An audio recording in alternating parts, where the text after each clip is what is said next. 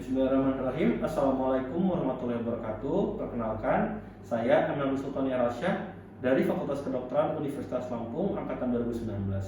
Di sini saya akan menunjukkan untuk pemeriksaan fisik urogenital mencakup pemeriksaan suprapubik, pemeriksaan penis, skrotum dan isinya, dan serta saya akan melakukan pemeriksaan dari cowok tubuh.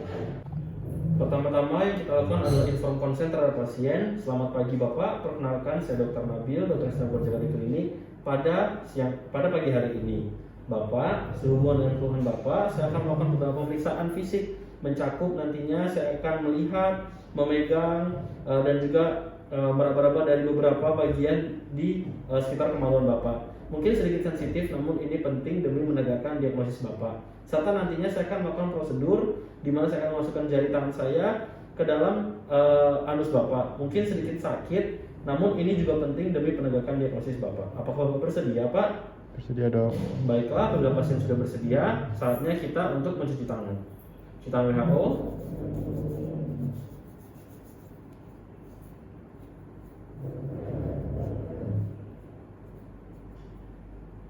Baiklah, saatnya kita memulai prosedur pemeriksaan fisik dan juga colok tubuh.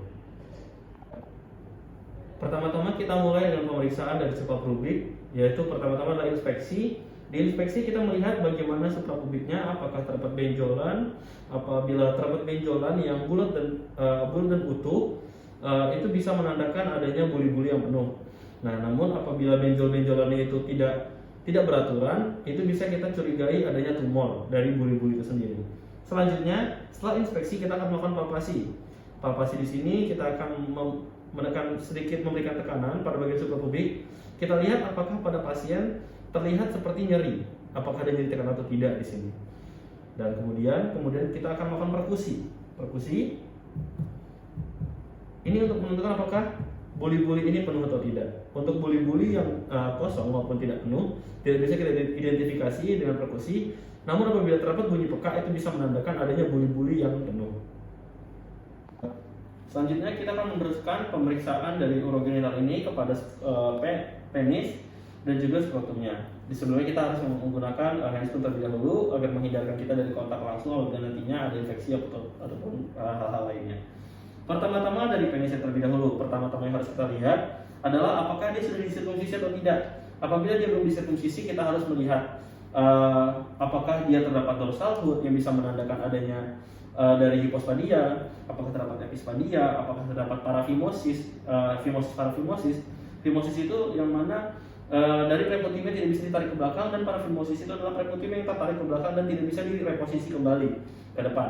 Itu namanya parafimosis. Nah, selanjutnya setelah kita melihat dari penisnya, apabila sudah disirkumsisi, maka kita akan melihat pada bagian glans penisnya apakah terdapat pembengkakan, apakah terdapat kemerahan, apakah terdapat tanda-tanda peradangan di sana, mungkin bisa terjadi infeksi seperti balanitis dan lain-lain. Selanjutnya kita akan melihat pada bagian penisnya apakah terlihat seperti mikropenis, apakah terlihat pelengkungan atau kurvatura dari penisnya itu sendiri, dan juga kemudian kita akan melakukan palpasi. Dari palpasi ini kita akan meraba pada bagian penisnya seperti ini. Bagian bawahnya juga ya, dan di sini tidak bisa karena ini kita raba. Apakah nantinya ada nyeri tekan di sana? Apakah teraba uretra yang seperti tali yang keras, itu bisa menandakan seperti uretra. Dan juga tadi di bagian di inspeksi kita harusnya melihat pada bagian meatus uretranya, apakah ada discharge yang keluar, bagaimana letak meatus uretranya yang paling penting. Apakah di hipospadia maupun epispadia, di situ nanti akan terlihat. Selanjutnya setelah kita inspeksi dan palpasi pada bagian penisnya, kita akan melakukan pada bagian skrotum dan isinya. Pertama-tama kita inspeksi terlebih dahulu pada skrotum. Skrotum normalnya yang kanan lebih tinggi daripada yang kiri, dan juga pada skrotum kita lihat apakah ada pembesaran pembengkakan, karena pada skrotum ini akan banyak sekali diagnosis banding tergantung masing-masing nantinya dari penampilan skrotum ini sendiri serta manifestasi klinis lainnya. Kemudian setelah kita melakukan inspeksi, kita melakukan palpasi di sini jadi tekan, dan kita yang paling penting adalah jumlahnya. Apakah dia jumlahnya benar 2, apakah dia menderita monorkidism, anorkidism, cryptokismus unilateral bilateral, di sini akan ketahuan nantinya. Dan juga apakah ada nyeri tekan atau tidak, apakah ada rasa sakit di sana, kita lihat juga karena bisa menandakan ilmu lainnya. Dan yang paling penting pada skrotum kita melakukan tes translluminasi. Pada translluminasi ini kita harus lakukan pada ruangan yang gelap, dan kemudian kita akan melewatkan cahaya pada bagian skrotumnya, dan nanti kita lihat apakah cahayanya seperti terpendar begitu. Nah, apabila itu menandakan translluminasinya positif dan bisa menandakan hal-hal seperti adanya hidrokel dan lain-lain. Normalnya adalah translluminasi ini negatif. Selanjutnya adalah prosedur colok dubur. Sebelum kita memulai prosedurnya, kita harus mempersiapkan pasien terlebih dahulu. Kita minta pasien untuk buang air kecil. Namun apabila pasien tidak bisa buang air kecil, kita bisa melakukan prosedur kateterisasi. Dan juga setelah itu kita persiapkan pasien pada posisi litotomi. Setelah pasien berada pada posisi litotomi, kita akan kemudian mempersiapkan seperti kita menggunakan handscoon, dan kemudian kita akan mengoleskan gel pada jari kita yang nantinya akan kita gunakan untuk colok dubur. Oke, baiklah. Setelah itu, sebelum kita melakukan colok dubur, kita melakukan inspeksi dulu pada bagian perineum dengan memisahkan kedua otot detail seperti ini. Ya, kita pisahkan seperti ini, dan kita akan melihat pada bagian perineum bagaimana apakah terdapat massa hemoroid, apakah terdapat fistula ani, dan apakah terdapat tanda-tanda lainnya. Apabila sudah, maka kita akan kemudian memasukkan jari kita untuk dilakukan prosedur colok dubur seperti ini. Bapak, mau ditahan sedikit ya Pak ya, Bapak tarik nafas ya Pak ya. Sebentar, kita masukkan jari kita perlahan-lahan yang tadi. Ya, di sini kita sambil memasukkan, kita akan menilai bagaimana dari mukosa rektumnya itu sendiri. Ya, sambil kita memegang pada bagian suprapubik ini sendiri di atasnya, dan juga kita akan memasukkan.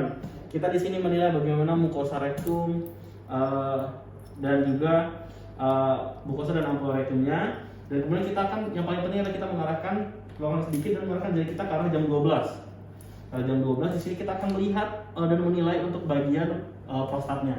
Yang paling penting untuk dinilai pada bagian prostat adalah 8 hal, yaitu bagaimana apakah terdapat permukaannya pertama-tama, kemudian pembesaran, apakah terdapat pembesaran di situ, dan juga apakah terdapat bagaimana konsistensinya, apakah simetris atau tidak pada kedua sisi prostatnya, dan kemudian bagaimana apakah berbenjol-benjol atau tidak, dan juga apakah dia terfiksir, dan juga apakah dia ditekan, dan apakah ada krepitasi di sana. Setelah semuanya kita nilai, maka kita akan kembali meluruskan jari kita, dan kita tarik perlahan-lahan jari kita sambil kita lakukan seperti ini. Ya, kita lakukan sedikit seperti itu untuk kita menilai nantinya apakah ada sekret-sekret yang keluar, seperti darah mungkin, atau sekret lainnya yang mungkin keluar dari sana. Setelah itu kita akan memberikan tisu pada pasien untuk membersihkan diri. Setelah itu kita juga mencuci tangan. Baik Bapak, prosedur telah selesai. Bapak silakan membersihkan diri Bapak, dan setelah ini saya akan mencuci tangan dan melepaskan sarung tangannya Pak ya. Lepaskan sarung tangan kita. Baik, kita akan mencuci tangan secara bertahap.